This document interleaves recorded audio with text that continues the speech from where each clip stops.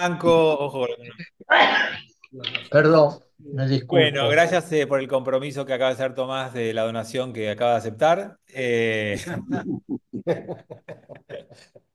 Bueno, bienvenidos a todos. Hoy es martes 29 de octubre y vamos a dar comienzo a nuestro encuentro de hoy con Julio, que está haciendo precalentamiento y nos va a contar rápidamente algo de la para allá y se va a ir Sí. a la cancha de River.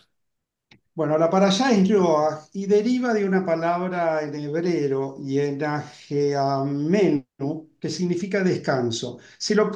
Así, por lo menos lo busqué.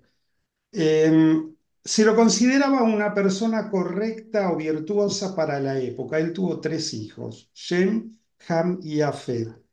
Y Hashem consideró que en ese momento la tierra o los seres humanos estaban corrompidos, entonces encomendó a Noah para que haga un arca porque iba a destruir, digamos, en ese momento todos los seres y todo lo que haya en la tierra, con ciertas características en las cuales subió con su familia y con dos machos y hembras de cada uno de los animales vivientes. El diluvio duró 40 días y las aguas se dieron a los 150 días. Después, bueno, está también en la parashable de la famosa paloma, que en un segundo intento vuelve con una rama de olivo. Ahí Hashem le encomienda, después de un tiempo, que baje, digamos, a la tierra. Noah hace, digamos, una ofrenda y ahí Hashem lo bendice para que se multiplique. Y por el otro lado hace un pacto que nunca más va a volver un diluvio para destruir a la humanidad, que es a través del arco iris. También en la Parashá hay un episodio indecoroso con uno de los hijos de Noah, que es Sham, en las cuales eso le implica que sea una especie de maldición. Y después habla Espera, también la espera, para... espera. Sí, Es ham, no es en inglés. Ham. Es ham. Bueno, Ham, perdón, sí, Ham. Tal es así que después la descendencia, porque después se habla de los 70 pueblos madres que descienden, digamos, de Noah, que la descendencia va a venir del pueblo judío a través de, de Shem. Por Después eso, también hay otra... por Sí, eso somos semitas, porque descendemos semitas, en claro, sí, hebreo es sí, sí, Shem, en sí. castellano es Sem, y de ahí viene la denominación de Y semitas. después aparece también cerca del final de la parashá el tema de la torre de Babel, en las cuales Hashem está enojado por la soberbia de los seres humanos que en ese momento hablaban el mismo idioma, porque quieren construir una torre de Babel, una torre para llegar al cielo. Tal es así que Babel viene de la palabra balbal, que es confundir. En definitiva, le cambian los idiomas y como consecuencia de eso dice que lo va a desparramar durante toda la tierra. Y también termina con la enumeración de las 10 generaciones después de Noah para llegar hasta Abraham. Más o menos es un resumen Perfecto. sucinto de la para allá. Excelente. Gracias, Julio. Como hacemos siempre, vamos a hacer doble clic y meternos en algunos de los temas que mencionó Julio, que resumió perfectamente bien la para allá. Y empecemos con el primero que aparece, ¿no? Que es el nombre. Recién Julio hizo una referencia. La palabra Noah viene de la palabra menujá. Y menujá es como reposo, descanso. Cuando vas al majané, después del almuerzo hay un rato de menujá. Es un tiempo libre, un tiempo para descansar, un tiempo para relajarte. Eso es lo que la palabra menujá tiene como connotación. Y como en muchas cosas de la verdad que podemos ver, puede tener una connotación positiva o una negativa. Esta idea de que Noah está asociado a menujá. Vamos a empezar con la negativa, porque quizás por eso el mundo fue destruido. Y es que cuando hay problemas, cuando las cosas no salen como querés, uno puede activarse y tratar de cambiarlas, uno puede ponerse con energía a ver qué hace distinto, o puede decir, bueno, ¿qué puedo hacer? está todo mal, me voy a dormir la siesta. Y alguna crítica hacia la actitud de Noah es, se fue a dormir la siesta, el mundo se estaba destruyendo y no hizo nada. Fue muy relajado la manera de reaccionar frente a la tragedia que estaban viviendo. No se involucró, no peleó, no luchó, se relajó. Esa es la mirada negativa o crítica hacia Noah en función de lo que le pasó. Ahora, hay una posible mirada más positiva, que es decir, Noah está vinculado al Shabbat. ¿Por qué? Y porque Shabbat es Menujá. Yom Shabbat, Yom Menujá. Y de ahí viene la palabra Noah. Entonces, ¿en qué sentido podríamos decir esto? Y bueno, uno podría decir que el Shabbat es lo que te permite recuperarte del diluvio de la semana. Toda la semana es un diluvio, es un caos, es una lluvia fuerte, es un torbellino. Viene el Shabbat y descansás, y te relajás, y te recuperás para volver a enfrentar una nueva semana. Bueno, Noah puede estar vinculado con el Shabbat de esa manera, y entonces, si es así, diríamos, el reposo, el descanso, la desconexión del Shabbat es lo que permite que siga existiendo el mundo y tu vida. Que si no, todo se destruye. Si no hay Noah, si no hay Menujá, no hay continuidad posible. Entonces ahí podríamos entender el nombre de Noah desde lo positivo y no desde lo negativo. O sea, como siempre hay muchas cosas que uno puede ver a favor o en contra. Esa es la primera. La segunda es muy cercana. Dice, apenas empieza para allá, que lo presenta a Noah, dice que Noah hayat tzadik bedordav. Noah hayat tzadik no es sabio, ese es jajam. ¿Qué es un tzadik? Un justo. Bedorotav, en su generación, en esa generación. Puede ser visto como bueno o como malo. ¿Ese fue el valor por el cual Dios lo eligió? ¿O la justicia? No sabemos, pero fíjate que puede ser dicho eso como algo positivo o como negativo. ¿Qué es negativo? Por empezar con lo malo igual que antes. ¿Qué sería negativo? Y claro, en esa generación que todos eran un desastre, en el medio del desastre, y él era bueno. Claro. Es como, Un descarte. qué sé yo, agarrás los políticos de algún país corrupto. No se me ocurre ningún ejemplo ahora, por ejemplo, ¿no? Pero vos agarrás los políticos de un país corrupto y encontrás uno que roba poco, ¿y qué decís? Sí, al lado del resto, Sarmiento, San Martín, qué sé yo. Bueno, entonces la imagen es esa, es solamente llamado justo en esa generación, en otra no. O al revés, lo bueno. Justamente en esa generación donde todos son malos, ser justo es un mérito tremendo. Porque cuando vos estás en un entorno, en un medio, te contagiás. Ah, entonces, cuando vos estás en donde todos son malos, si vos sos justo en la mitad de esos malvados, wow, chapó. Si vos te portás bien en Suiza, y bueno, ¿qué vas a hacer? En Suiza todos se portan bien, todos levantan el papel de la calle, va, supongo, dicen. Se supone que la sociedad, el entorno te lleva. Bueno, si fue justo en esa generación, wow, Uno que paga mucho más impuestos en mérito. Argentina sería Claro, como que alguien que pague elegido. impuestos en Argentina, exactamente. Así que bueno, esa es otra vez una característica del comienzo que puede ser vista para bien o puede ser vista para mal. Y lo otro que le digo es, Noah matzah gen beinei Adonai. Noah le cayó bien a Dios. Matzah gen es encontró, ¿cómo se dice gen en castellano? Es como gracia, como una mirada positiva. Matzah le encontró un buen ojo, una buena mirada, a los ojos de Dios. Beinei Adonai. Entonces, ¿qué significa esto? Que Dios iba a destruir el mundo entero y en esa mirada general de que todo era malo, encontró a alguien que era bueno. Entonces, la pregunta que yo quería hacerles hoy es, no para que contesten, sino para hacerles a ustedes, salud. Si Dios te mira a vos, ¿va a encontrar a alguien bueno?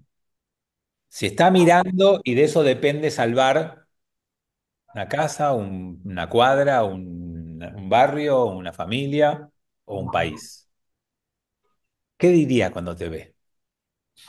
No, no para que nadie conteste, ¿no? Pero, vamos, es una pregunta que uno puede hacerse para ver si hubiéramos sido elegidos para entrar al arca o para quedarnos afuera, ¿no? Y poder plantearse algunas cosas uno en su vida.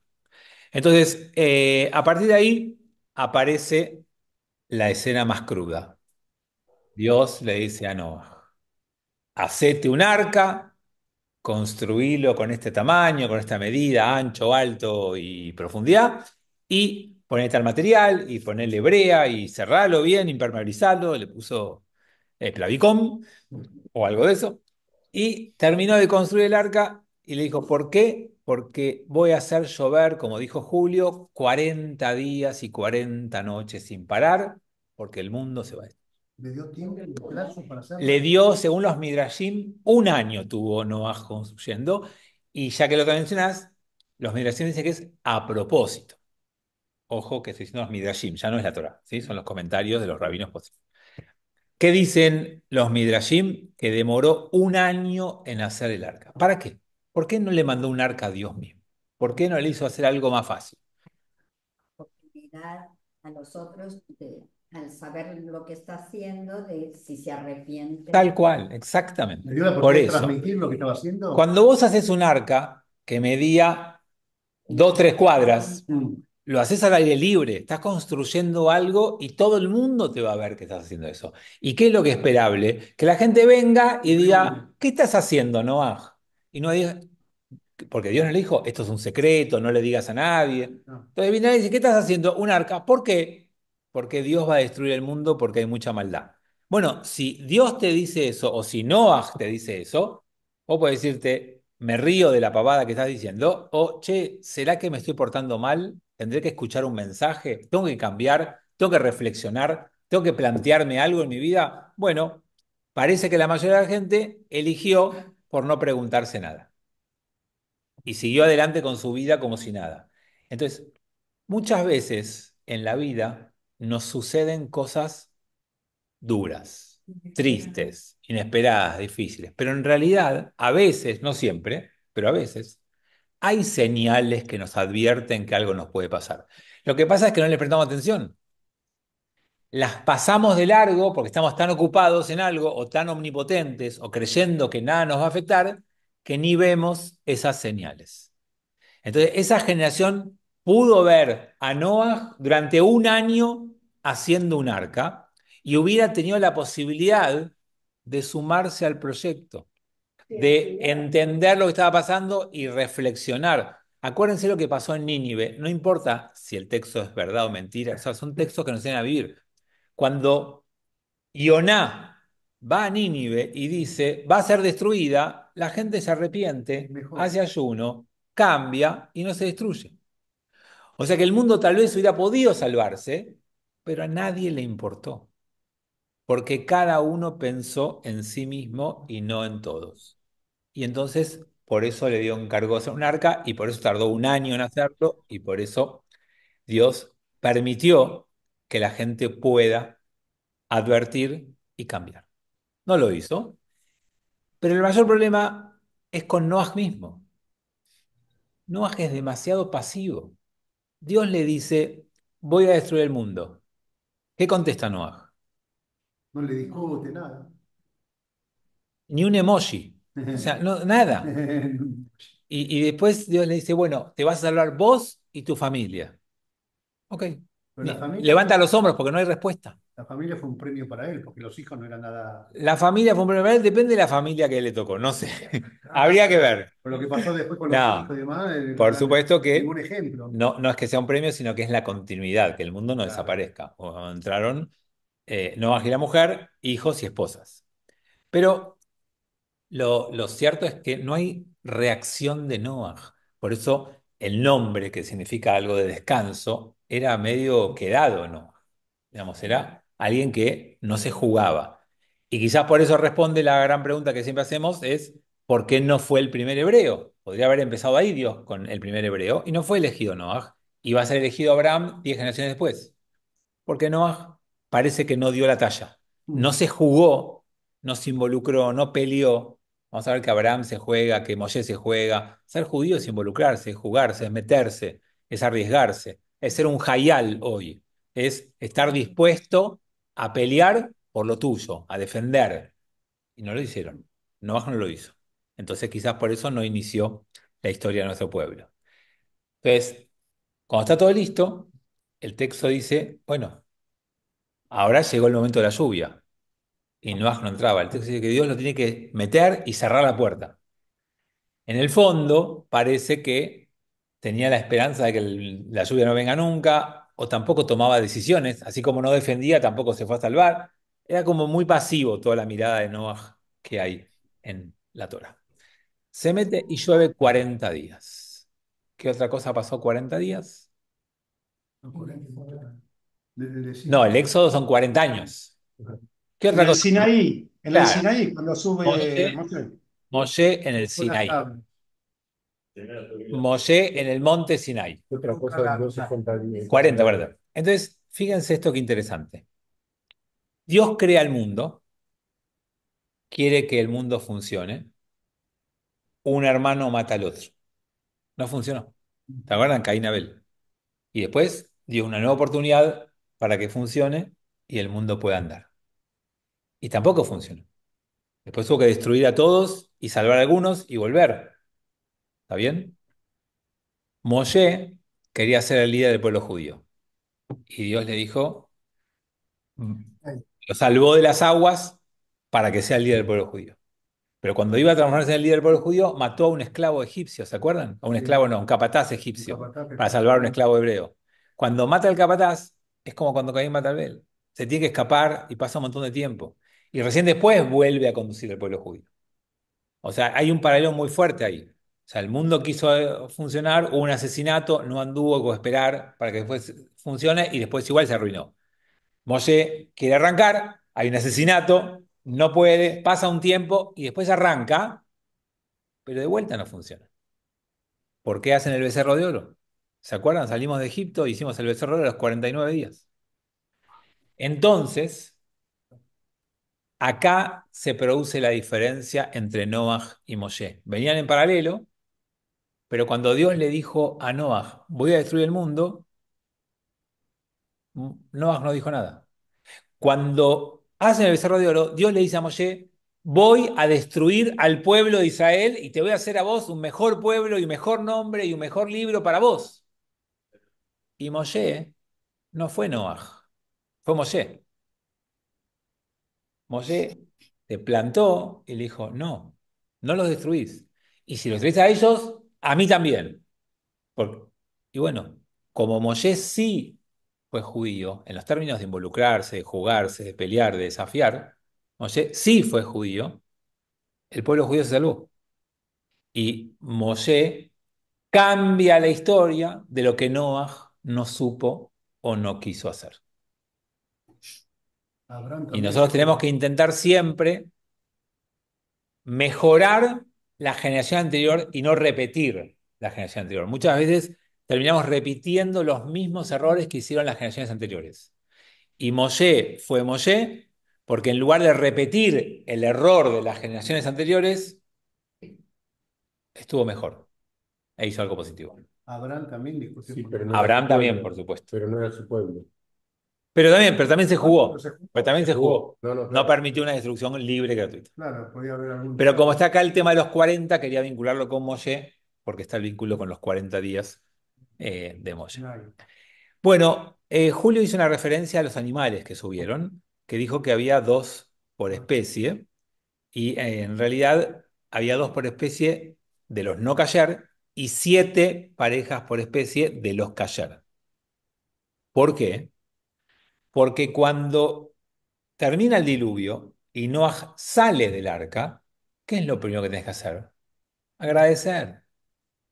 Tenés que hacer un agradecimiento. Y en aquel momento los agradecimientos se hacían con animales. Entonces tenés que tener animales puros para poder salir y hacer la ofrenda y no quedarte sin animales.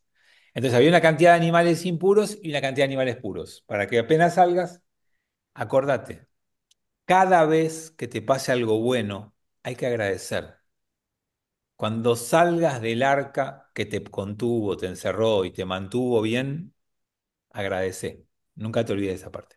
Tengo un chat con alguna pregunta, a ver que no lo vi. Perdón, para no malinterpretar. ¿Noaj no fue judío? No, no fue judío. El primer hebreo es Abraham. Faltan 10 generaciones.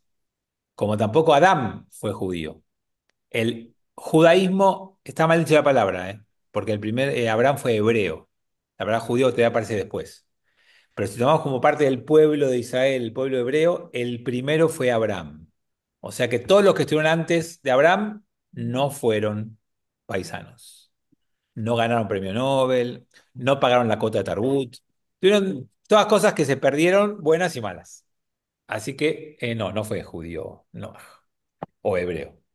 Bien, entonces salen del arca y de vuelta. No sale Noah, lo tiene que empujar un poquito Dios, igual que la entrada. Hay referencia a los textos de esta falta de iniciativa que tuvo Noah. Ahora, cuando van a entrar al arca, el texto dice, y entraron Noah y sus hijos, la mujer de Noah y sus hijas. Y cuando salen, dicen, salen Noah y su mujer, sus hijos y sus mujeres. Parece una pavada, pero los rabinos lo que leen ahí dice, Cambia el orden. no, no el orden, sino los vínculos, las relaciones. No, lo que dice el texto es cuando entraron, durante el tiempo que estuvieron en el arca, no tuvieron relaciones sexuales. Tuvieron los hombres por un lado, las mujeres por un lado. Los nenes con los nenes, la nena con la nena. Eso. Cuando salen, salen juntos. ¿Qué quieren decir con esto los rabinos? Lo que quieren enseñar básicamente son dos cosas. La primera, cuando no hay intimidad posible, no la fuerces.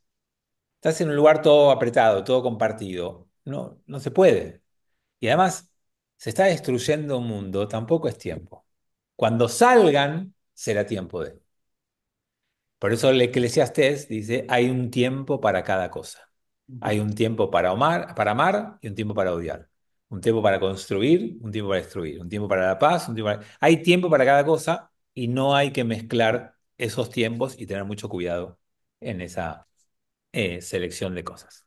Entonces, sale Noah del arca, pero para salir hay un tema con las aves que es muy interesante. Porque Julio dijo que mandó una paloma, pero en realidad antes de mandar una paloma envía Un otro. cuervo. Muy bien, muy bien. Un cuervo que tampoco era judío, Tomás. Primero manda un cuervo, vuelve el cuervo. Después manda una paloma, vuelve la paloma. Después vuelve a mandar a la paloma, vuelve con una rama de olivo y después vuelve a mandar a la paloma y no volvió. ¿Cómo se llama la obra? No. Entonces, hay un mensaje muy profundo acá en esto, muy interesante. Cuando termina el diluvio, cada animal, cada envío, simboliza parte del proceso post-destrucción. El cuervo es negro. Cuando termina la destrucción, primero tiene que haber un tiempo de duelo. No te pones a construir automáticamente. No es que termina una cosa mala y empezás algo bueno. Tiene que haber un duelo. Hay un tiempo necesario para sanar y cicatrizar una herida. No podés hacer de cuenta que no pasó nada, porque pasó algo. Hay algunas instancias a veces de negación, de discusión, de enojo. Hay que poder atravesarlas y llegar al punto de aceptación. Y eso es el periodo de duelo. Y es imprescindible pasar ese periodo y por eso primero hay un simbolismo con un cuervo. Una vez que pasás eso, te empezás a reconciliar con vos, con la situación, con la idea, y eso es la paloma.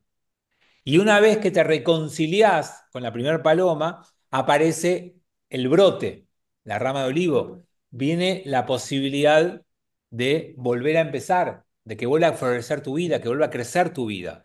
Y después la paloma apoya la pata sobre la tierra, ya no vuelve. Y por eso, ¿vieron el símbolo de la paz?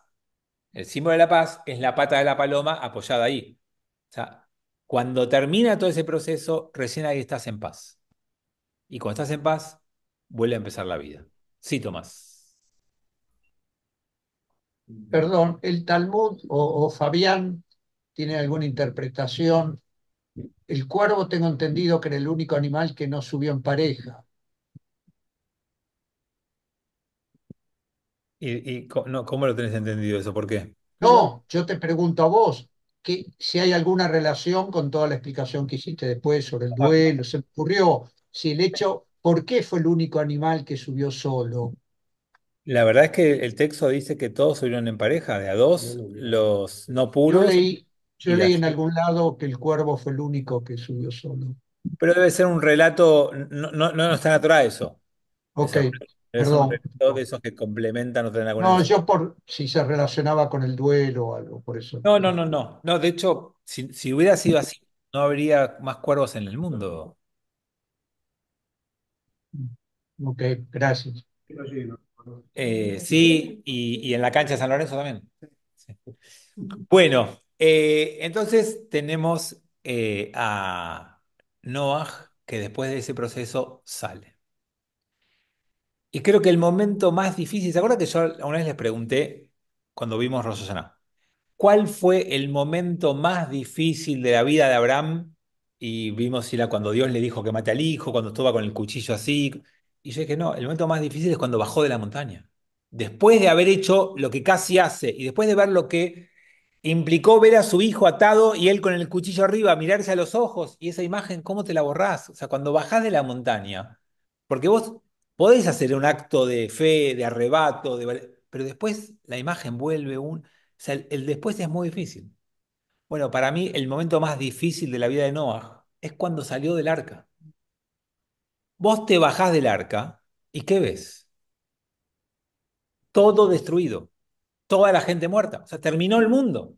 Vos viviste en tu lugar y había vecinos, había casas, había caminos, había Animales, todo. todo destruido. Y por más que te lo cuenten, verlo es mucho más difícil. Y los vuelvo a conectar con Moshe. Moshe está arriba del Sinaí. Y Dios le dijo, tu pueblo hizo un becerro de oro. ¿Qué dijo Moshe? Bueno, perdoná a los pobrecitos, salvalos, no se lo merecen, dale una oportunidad.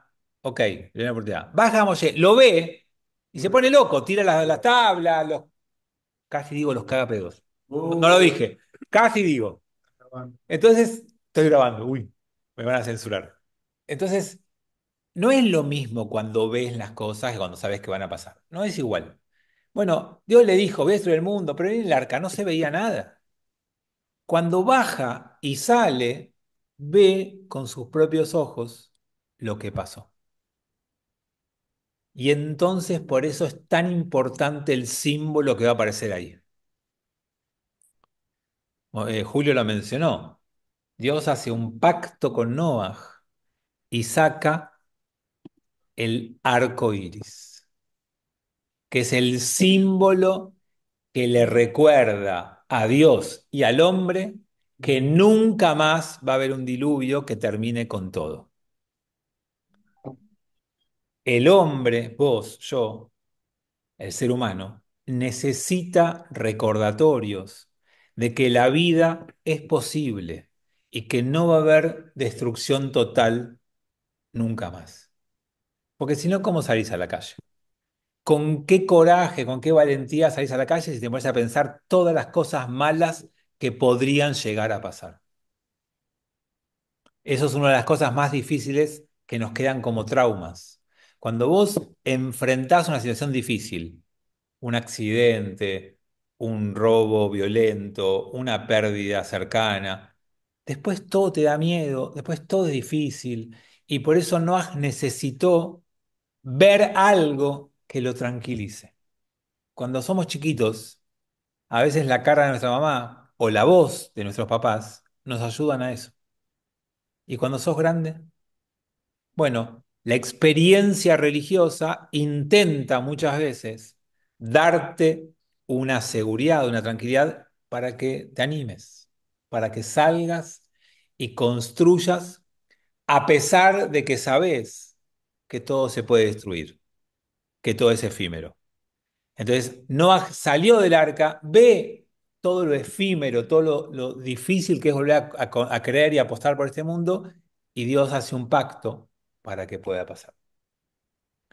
Así todo, Noah no puede, le cuesta. Y cuando a alguien le cuesta, lo traspasa, lo transmite a sus hijos. Y entonces va a haber ahí un conflicto en Noah y en los hijos porque no puede, porque fue difícil. Entonces, ¿qué es lo primero que planta Noah cuando sale del arca? Una vid. Una vid. Quiere producir vino. Necesita producir vino. Tiene que... Era Shiker. Para olvidar. No sabemos. Y ahí aparece un Midrash. Un relato, de vuelta. No está en la Torá, lo que hablamos antes con Tommy. Esto no está en la Torá. Ese relato dice que la primer vid que plantó Noah la plantó con sangre de 4 animales. No sé si alguna vez alguno lo escuchó cuando lo conté o lo conoce. Cuando plantó esa primer vid de que se hizo el primer vino después, tenía sangre de 4 animales.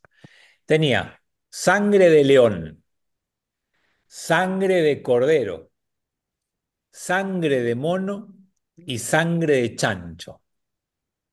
Imagínense. Y con todo eso El vino no es calle. se hizo el vino. Sí, es kasher, es kasher. ¿Por qué? Porque esto no es literal, no es histórico, no es real, es simbólico, es educativo. Vos tomás un poco de vino y te envalentonás como un león. ¿Vieron que el vino un poquito te da coraje? Tomás un poco más y te empieza a agarrar la modorra. Te empieza a agarrar una oveja, ¿no? Eh, Tomás un poco más y empezás a hacer monerías como un mono. Y tomás un poco más y terminás revolcado en eso, En el barro. en el barro, para no decir otra cosa, como un chancho. Entonces, obviamente que los Mirashim, como el que veíamos recién con Tommy, no son históricos, no son reales, son educativos. Hay un mensaje siempre atrás. Y acá el mensaje tiene que ver con que ojo con el consumo del alcohol. Hay un grado en el que está bien y hay otros grados en el que está mal. O va a tener consecuencias con lo que estás haciendo. Así que siempre con moderación. Y sobre todo si después manejan, después si van a la cancha de River, esas cosas, tengan cuidado. Bueno, entonces tenemos ahí a Noah haciendo esto, plantando una vid, tomando demás, y entonces tiene un episodio muy complicado con su hijo. Terminó revolcado en el piso, sin ropa, y entró uno de sus hijos y vio su desnudez, y dos lo cubrieron, lo taparon, y a partir de ahí tenemos un hijo que no se comportó bien y dos hijos que sí se comportaron bien y lo cuidaron al padre, y lo protegieron y lo taparon. Y acuérdense que esa protección y esa tapar es un poquito lo que nos recuerda cada viernes la jala. Vieron que la jalá está tapada. Digamos. Hay que estar cubriendo la jalá, porque primero haces la brajá del vino. Y entonces la jalá puede sentirse que no la tienen en cuenta, que la desprecian, que no les importa. Y no, la tapás para que no sienta eso, y cuando llega su turno la descubrís. Ah, miren la remera que se puso Julio. ¿De qué cuadro sos, Julio? Tengo dos. Ok. Hay Ah, bueno. muchas. La No, remera porque que Ezequiel ya me está diciendo que está viniendo, por eso. está muy Así bien. que espero hasta último momento. Entonces les decía que em, cuando... Ya me olvidé lo que estaba diciendo. Ah, la cara. La Cuando importancia para... acordate que tenés que cubrir y proteger. Dos hijos cubrieron y protegieron a su papá y uno lo expuso. Entonces nunca expongas a nadie que esté en la situación de debilidad. Nunca expongas a nadie que no esté bien para estar presentable. Entonces, con esto Noah debe reconstruirse él, reconstruir su familia y reconstruir al mundo. Miren la tarea que tuvo Noah cuando salió del arca. muy complicada su situación, muy difícil. Y bueno, alguna vez nos va a pasar que algo se nos va a destruir, ahí vamos a ver las cosas negras y después en algún momento si seguimos trabajando las empezaremos a ver blancas y después podremos hacer un pacto y volver a construir y volver a avanzar. Bueno, terminado el relato de Noah, aparece otro episodio que también Julio lo describió, lo contó, lo narró, que tiene que ver con la Torre de Babel. Una pregunta. Migdal Babel, sí. ¿No vuelve más a nombrarse a Noah a partir de este momento? ¿Y en qué? O sea, sí, termina su vida, Ya está, la terminó. cantidad de Él años, cerró. muere. Sí, sí, pero no hay ningún episodio más de Noah No. posterior. Aparece el rato de la Torre de Babel que cuenta que hay una ciudad que se construye y que los hombres de la ciudad quieren hacer una torre que llegue al cielo y hacerse un nombre. Por eso Julio ya lo dio interpretado, que eso le parece algo soberbio, ¿no? Creo que usaste esa palabra o algo por decirlo. Entonces, la mirada Sí, típica soberbio. de esto es, claro, la gente quería hacerse un nombre, quería hacerse famoso, como en ese momento no podías subir un video a TikTok y ser Ujú. viral, la manera de ser famoso era construyendo algo que se vea de todos lados. Dijeron, quieren hacer una torre que llegue al cielo, que se vea de todos lados, que sean, ellos son los constructores de la torre, que lleguen a Dios, quieren parecerse a Dios. Hay un montón de imágenes posibles ahí. Y entonces Dios los ve y dice, esto no está bien, y les confunde el lenguaje. Levalbel es confundir, ¿sí? La torre de Babel, Bilbul es quilombo, Mm. esas cosas. Entonces, les confunde la lengua, entonces para ese momento yo hablaba en español, vos hablabas en francés, vos hablabas en chino, vos contestabas en portugués, y entonces de repente no nos entendimos más. Entonces cada uno se fue y fundó un país, y eso de alguna manera podría explicar por qué en cada país hay un idioma distinto. Pero para mí la Torá no está para eso. No es esa la función. Y hay que poder leer este episodio de una manera más interesante o más profunda. Entonces, algo pasó que a Dios algo no le gustó y provocó un cambio. La pregunta es, ¿qué fue lo que no le gustó para intervenir y producir un Bilbul, un Babel? Porque el llegar alto era querer acercarse a Dios. Bueno, acá dice que lo que no le gustó a Dios es que querramos llegar alto y acercarnos a Él. ¿Qué le molesta? ¿Qué le jode a Dios? O sea, ¿por qué? Si Dios no está arriba, está en todos lados. O sea, ahora cuando estoy acá, está acá conmigo también. Así lo imaginé. Y pero ¿qué sería, qué tendría de malo? ¿Por qué estaría mal eso y hay que intervenir? Entonces yo tengo otra explicación, otra propuesta para hacerles, y es con qué elemento los protagonistas de la para allá quisieron construir la torre. ¿Alguien sabe? ¿No era con una especie de ladrillos o algo así? Con ladrillos.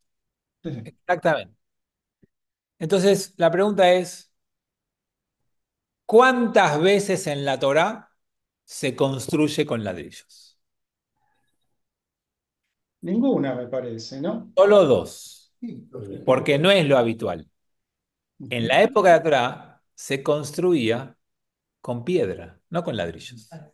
Hay solo dos construcciones con ladrillos. En Egipto y en la Torre de Babel. Tenía la mano Tommy levantada y les cuento qué tiene que ver esto. Tomás. Bueno, yo tenía otra pregunta, pero entiendo que el ladrillo son todos iguales, a diferencia con la piedra, vos explicaste en otro caso, y que a lo mejor eso es lo que él no quería. Pero yo te quería preguntar, en realidad levanté antes, ¿qué interpretación se da o que Dios haría de que querían llegar al cielo? Si por No, ahí no está el problema. para mí no está ahí el problema. Por eso digo, ahí no hay problema en mi lectura del relato. El problema es que quisieron uniformar a todos. La Ok. mejor imagen es The Wall, Pink Floyd. ¿La tienen?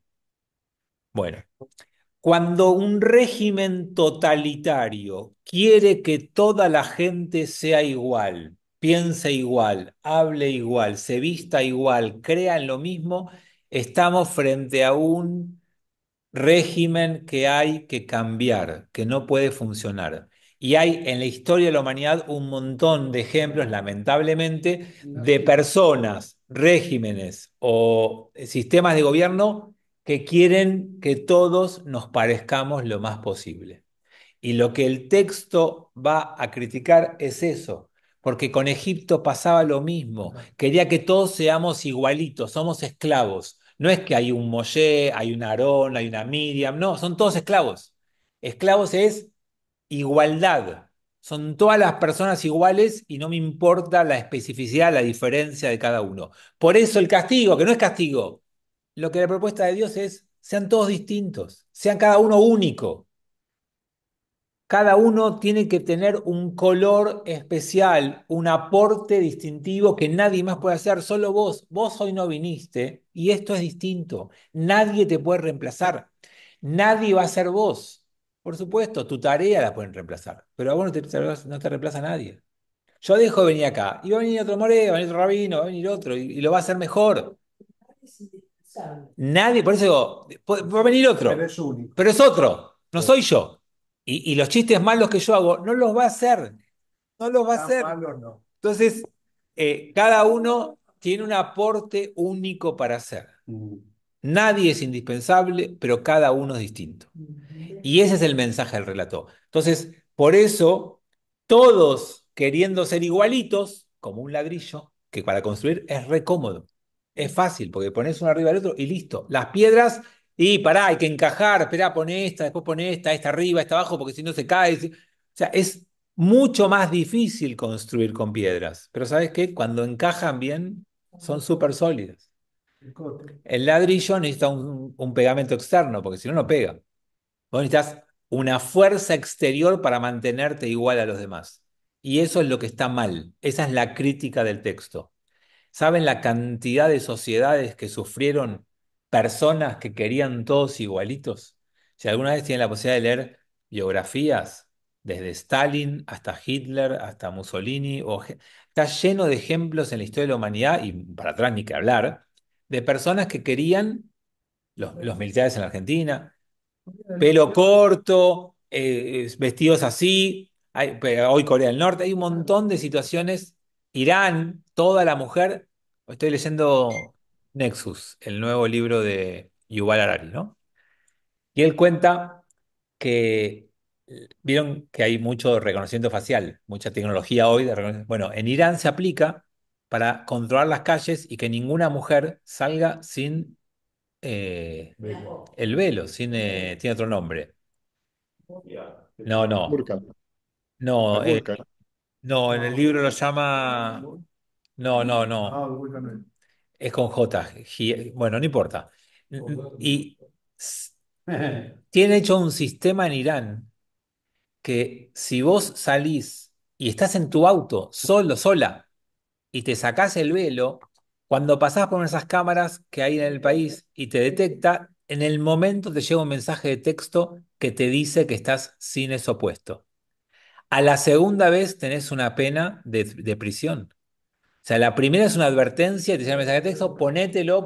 Entonces, por ejemplo, citaba a una mujer que en el auto se lo sacó, le llegó el mensaje de texto, obviamente, que no se lo saqué y se lo dejó, se lo voy a poner, y que unas semanas después fue al supermercado, abrió el baúl, empezó a cargar, y cuando estaba cargando, se le salió el velo, la tomó una cámara y terminó 9 días presa.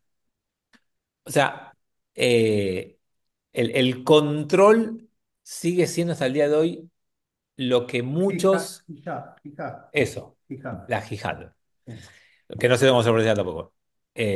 Ahí está, ahí lo escribieron, la H-I-Y-A. hijab. Eso es, Claro. eso es lo que no me salía y así está en el libro de Yuval Harari como descripto. Bueno, parece que la obsesión de muchos es controlar a la gente a través de que sean todos iguales. Y el desafío de la Torá es cómo construir algo juntos siendo todos distintos. Tomás, y después vamos al último tema y cerramos. Y discúlpame, pero por lo menos para mí fue una revelación. Capaz que yo siempre pensé que fue, entre comillas, una maldición lo que hizo Dios al confundir con distintos idiomas. Y de tu interpretación saco ahora que en realidad fue una bendición. Sí, yo soy así, revolucionario, vengo a cambiar todo y quiero dar vuelta a todo, porque quiero que me amen, que me quieran y que me valoren. Sí, es una interpretación distinta, no es la clásica, pero sí, está bien, existe. La mirada clásica que vos decís está también. A mí me gusta más esta. A mí me gusta leerlo de esta manera. Me llega y me enseña mucho más que la clásica.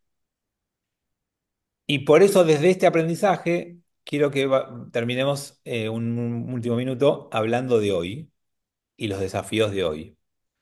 Porque el problema que tenemos es que los algoritmos de las redes sociales son ladrillos y no piedras. Y eso es un problema enorme, porque vos hoy, cuando empezás a interactuar en tus redes sociales, lo primero que aprende el algoritmo es qué cosas vos valorás, qué cosas pensás, qué cosas te gustan, qué cosas te hacen bien y te inunda de esas cosas. Y no te manda nada que no coincida con lo que pensás, lo que buscás, lo que te interesa.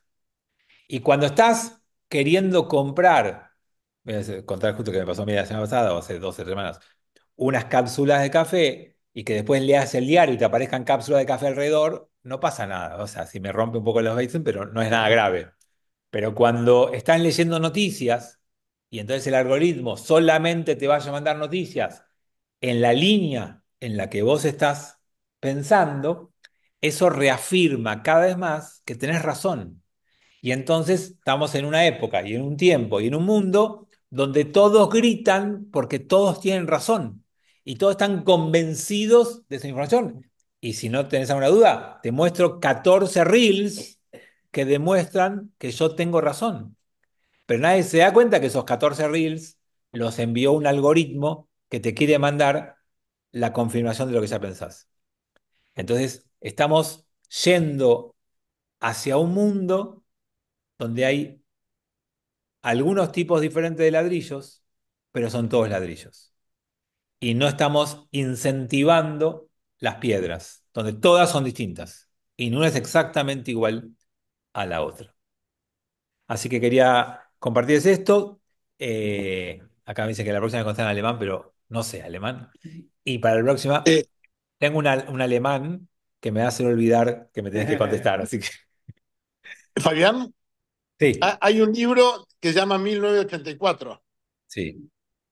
que habla un poco de esto, donde había una cámara de televisión en cada hogar controlando lo que la gente decía y estaba prohibido leer. En ese Los momento libros estaban prohibidos. era ciencia ficción y hoy es una realidad. Y hay mucho de ciencia ficción que fue escrito hace 30, 40, 50 años, que después la realidad la pasó por encima incluso a muchos, ¿no? El Gran Hermano sale de ese libro que cita Armando, ¿no? Es parte del mundo en el que vivimos. Y Yuval Harari, el israelí. Bueno, amigos, les súper agradezco. Es una hermosa para allá esta de Noah y los invito a que el Shabbat la compartamos y nos vemos el martes que viene. Veremos si hay hazaña, si hay milagro, si hay épica y River pasó a la final o si seguimos participando en vuelos de cabotaje. Chau, chau. Gracias. Buenas noches. Muy interesante.